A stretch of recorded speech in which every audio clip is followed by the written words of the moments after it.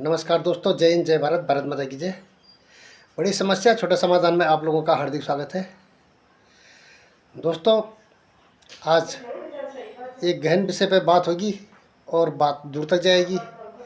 अच्छा लगे तो लाइक करें, सब्सक्राइब करें और शेयर करें। दोस्तों, पहले अपने सिटी कोटद्वार में चलते हैं कि कोटद्वार में जो विकास के लिए 2-3 चीज़ें ज़रूरी हैं। जैसे कि हाल ही में देखा गया है कि नजियाबाद वाला रास्ता टूट गया था, तो उसके बाद कोटद्वार से जो है गाड़ियां बाहर नहीं निकल पा रही थी, क्योंकि उसके अलावा कोई रास्ता ही नहीं था। और कोटद्वार वासियों का बहुत समय से डिमांड है कि उनको जो है चिल्लर खाल मोटर मार्ग को जो है सही करके दे दिया जाए, बना करके दे दिया जाए, ताकि उनका आवागमन सही चलता रहे। दोस्तों, होना भी चाहिए। कहीं भी जाने के लिए 1-2 नहीं, 3-4 रास्ते होने चाहिए, किसी भी शहर से, सिटी से या गांव से। उसका फ़ायदा होता है, कनेक्टिविटी बढ़ती है। कनेक्टिविटी बढ़ेगी तो रोज़गार भी बढ़ेगा। दोस्तों, दूसरी समस्या वहाँ पर है कि वो हमारे पूर्व सीएम साहब खंडूड़ी साहब ने जो है मोटर नगर में एक बस अड्डे का जो सपना देखा था, आज दिन तक वो पूरा नहीं हुआ। और उसको एक मैं छोटे से काम के लिए, छोटी सी बात में कोर्ट के ऊपर डाल के टाल दिया गया है, और उसके लिए कई दशक बीत गए हैं, लेकिन अभी तक नहीं हो पाया है। चाहे सरकार किसी भी की भी रही हो, लेकिन मुझे लगता है उतना प्रयास नहीं हो पाया जितना करना चाहिए था। और वहाँ पर जो आधुनिक बस अड्डा आईएसबीटी टाइप का बनना चाहिए था, वो जो है वहाँ पर नहीं बन पाया है। तो उसके ऊपर भी गवर्नमेंट अगर थोड़ा ध्यान दे तो सब कुछ हो सकता है, क्योंकि गवर्नमेंट जनता की और जनता की डिमांड ही यही है, न कि किसी जो है पैसे वाले की या ठेकेदार की डिमांड पर जो है कोर्ट से काम रुक जाएगा। और कोर्ट को भी इस चीज़ को सोचना चाहिए कि कोर्ट भी बना है तो वो भी जनता के लिए बना है, सरकार बनी है वो भी जनता के लिए बनी है, और जो ठेकेदार काम कर रहे हैं वो भी जनता के लिए है। लेकिन अगर वो ठेकेदार जो है अड़ंगा डाल रहे हैं तो उनके ऊपर सही डिसीजन कोर्ट को देना चाहिए, जल्दी से जल्दी देना चाहिए। जो जन सामान्य के या लोक निर्माण विभाग के जो भी कार्य हैं, उनको जो है देर न हो, रुकावट न हो। दोस्तों, तीसरी बात है कि अंग्रेज़ों के टाइम के आई हुई रेल कोटद्वार से आगे नहीं निकल पाई है। जैसे कि उसके आगे पता नहीं उसके लिए जो है क्या लग गया है। आजकल रेल जम्मू से और श्रीनगर चली गई है, और ऋषिकेश से और कर्णप्रयाग तक चली गई है, लेकिन कोटद्वार से रेल आगे नहीं बढ़ पाई है। वहाँ से आगे क्यों नहीं बढ़ पाई है? क्योंकि आगे जो है विधानसभा क्षेत्र पड़ता है यमकेश्वर वाला। और क्या यमकेश्वर वालों का ये गलती है कि उन्होंने आज दिन तक, जब से उत्तराखंड आज़ाद हुआ है तब से जो है बीजेपी को, सरकार को ही वोट दिया है, और वहाँ पर हर समय जो है बीजेपी सरकार का ही विधायक रहा है, लेकिन वहाँ पर उस क्षेत्र के लिए काम नहीं हुआ है। तो इसके बारे में भी सोचा जाना चाहिए। दोस्तों, पहाड़ी क्षेत्र में बहुत पलायन हो चुका है और यमकेश्वर नंबर 1 पर है उसमें। तो इस पलायन को रोकने के लिए जो सबसे पहली ज़रूरत है हमारी, पानी है, क्योंकि हर शहर पानी के नज़दीक बसा हुआ है। मैंने कई बार भी बताया है आपको। तो हिमल नदी पर एक झील की डिमांड है, एक छोटी मोटी झील वहाँ पर बना दिया जाए तो पूरे यमकेश्वर को सिंचित कर सकती है, बल्कि वो द्वारिकाल ब्लॉक को भी सिंचित कर सकती है। जो लेंडन वाला विधानसभा क्षेत्र पड़ता है उसका भी कुछ भाग सिंचित हो सकता है। तो मुझे लगता है गवर्नमेंट को इसके ऊपर ध्यान देना चाहिए, ज़्यादा खर्चा कुछ भी नहीं है। तीसरी चीज़ है कि अगर हमको सीडीएस बिपिन रावत जी को जो है धन्यवाद देना है या श्रद्धांजलि देनी है, तो उनके क्षेत्र का भी विकास किया जाए। और वहाँ पर जो, जैसे एक सैन्य धाम जो है यहाँ पर देहरादून में बनाया गया था, मुझे लगता है उसको एक्चुअली में सीडीएस बिपिन रावत जी के यहाँ बनना चाहिए था, क्योंकि उन्हें शहीद हुए हैं। उन्होंने अपने आखिरी सांस तक जो है बिल्कुल भी रेस्ट नहीं किया है, बल्कि उन्होंने देश के लिए काम किया है। और जो ऑपरेशन सिंदूर की कामयाबी थी वो भी उन्हीं की रणनीति का एक उदाहरण था। वहाँ पर योगी जी का क्षेत्र भी पड़ता है, तो इसका मतलब ये नहीं कि कोई मन द्वेष की भाई योगी जी ज़्यादा पॉपुलर हो रहे हैं इसलिए उनके क्षेत्र को वो नहीं करना है। तो इस प्रकार की मतभेद वाली कहानी नहीं होनी चाहिए, मुझे लगता है। और एक झील अगर बन जाती है हिमाल घाटी पर, तो मुझे लगता है कि पूरा का पूरा क्षेत्र में जो जनता वापस आनी शुरू हो जाएगी, क्योंकि वहाँ पर उत्पादन और विकास शुरू हो जाएगा। दोस्तों, यहाँ से आगे निकलते हैं, हम टेरी डैम के ऊपर चलते हैं, क्योंकि जो उत्तरकाशी में बादल फटा, धराली में इतना भयंकर प्रकोप आया, प्रलय आया, जिसने एहसास करा दिया कि अगर कभी प्रलय आएगा तो इस प्रकार से होगा, किसी को भी कहीं जो है मौका नहीं मिलने वाला है।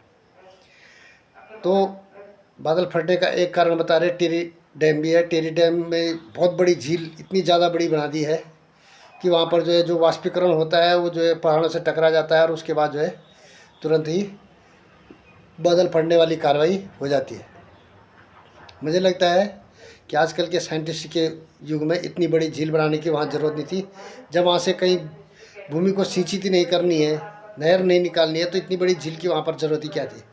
और जितनी पैदा वहाँ पर झील बना के हो रही है, जितना खर्चा उस बड़े डाम को बढ़ा के हो रहा है, उतना तो एक छोटी मोटी झील और पाइपलाइन के जरिए, जैसे विश्व प्रयाग में पाइपलाइन के जरिए अलकनंदा को मोड़ा गया है अंदर ही अंदर। लेकिन अंदर ही अंदर मोड़ने की भी ज़रूरत नहीं थी। वहाँ पर तो तुम साइड साइड में भी जोड़ते हो, जहाँ पर स्पीड मिलती वहाँ पर बड़े टरबाइन की जगह मिनी टरबाइन लगाते हैं, बाद में उसको जो है बड़े टरबाइन में उसमें कन्वर्ट कर देते हैं, बैटरी में जो कुछ भी है स्टोर करना था, तो उससे भी ज़्यादा बिजली पैदा हो जाती। लेकिन वहाँ पर जो है ये जो झील बनाई गई है, एक तो ये है। दूसरी चीज़ ये जो है, जो हमारा दुश्मन देश पाकिस्तान है और उसका जनरल जो डैम को जो है उड़ाने की धमकी दे रहा है, तो कोई ये ना सोचे कि वो जो है केवल जो सिंधु डैम है उसको उड़ाने की धमकी दे रहा है।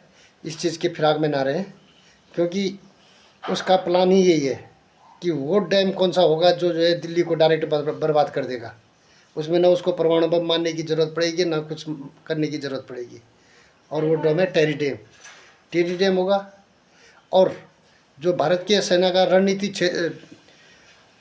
जो लड़ने वाला क्षेत्र है, रण क्षेत्र होगा, अगर उसको बर्बाद करना है तो उसके लिए पास भाखड़ा और नांगल बांधा है। इन 3 डैमों से जो है पाकिस्तान अपनी जीत सुनिश्चित कर सकता है। उसको परमाणु बम मारने की ज़रूरत नहीं है। मुझे लगता है इन डैमों को एक तो सुरक्षा बढ़ा दी जाए, दूसरी चीज़ जो है इन डैमों का इस्तेमाल कर सकता है। पाकिस्तान ने सिग्नल दिया है सिंधु डैम का, लेकिन सिंधु डैम का सिग्नल नहीं है। उसको समझने की बात है कि वो सबसे बड़ा है टिहरी डैम। टिहरी डैम पे 10 मिसाइल लग जाएंगी बोला तो हम टूटेगा तो डायरेक्ट दिल्ली जो है 24 घंटे के अंदर अंदर बर्बाद हो जाएगा, दिल्ली या दिल्ली वाला क्षेत्र। बोलने का मतलब ये है कि वहीं पर लड़ाई की जीत हार भी हो जाएगी और वहीं पर जो है हमारा बहुत बड़ा नुकसान हो जाएगा। इसलिए हमको इस चीज़ के बारे में सोचना चाहिए। मैं ज़रा हट के सोचता हूँ, आप लोगों को इसको शेयर करना है, गवर्नमेंट तक पहुँचाना है या मुख्य अधिकारियों तक पहुँचाना है, चाहे सेना के अधिकारी हो वहाँ तक पहुँचाना है।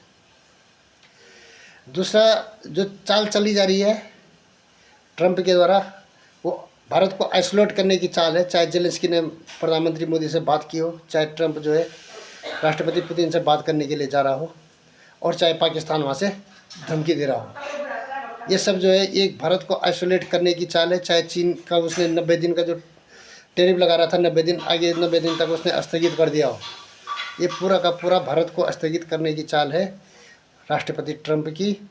और इसमें सबसे बड़ा टारगेट है रूस को वो भारत से आइसोलेट अलग करना चाहता है, चीन से अलग करना चाहता है।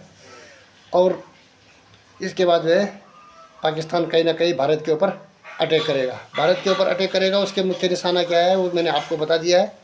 और इस चीज़ को आपको ज़्यादा से ज़्यादा जो है दुनिया तक पहुंचाना है, अपने शीर्ष नेतृत्व तक पहुंचाना है, और वो किस प्रकार से जो है इसके ऊपर कार्रवाई करते हैं वो चीज़ देखना है। विकास के नाम पर अगर एक चीज़ और हम देखें तो जो भारत का नाम हम भारत बोलते हैं, वो चक्रवर्ती सम्राट भरत के नाम से हमको पढ़ाया गया था। और वो कर्ण आश्रम के रहने वाले थे। कर्ण आश्रम भी कोटद्वार में पड़ता है।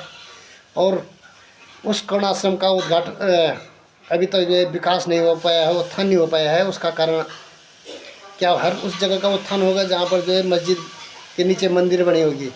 अगर कर्ण आश्रम में जो है वहाँ के लोगों ने किसी को मस्जिद नहीं बना दी थी तो इसका मतलब वहाँ का उत्थान होना ही नहीं है। तो मुझे लगता है गवर्नमेंट को सोचना चाहिए और वहाँ पर कर्ण आश्रम का, कर्ण ऋषि का जो मंदिर है वो बनना चाहिए। उसके बाद राजा भरत जो है एक ऐसे राजा थे जिन्होंने अपना राजपाट अपने पुत्र के बजाय जो है एक उस शख्स को दिया था जो उसके काबिल था। तो उन्होंने जो है अपना जो राजवंश चल के आ रहा था वो वाला छोड़ करके ये बताया था कर्मवंश ज़्यादा हो, कर्म प्रधान समाज और कर्म प्रधान राजा हमको चाहिए। हमको जो है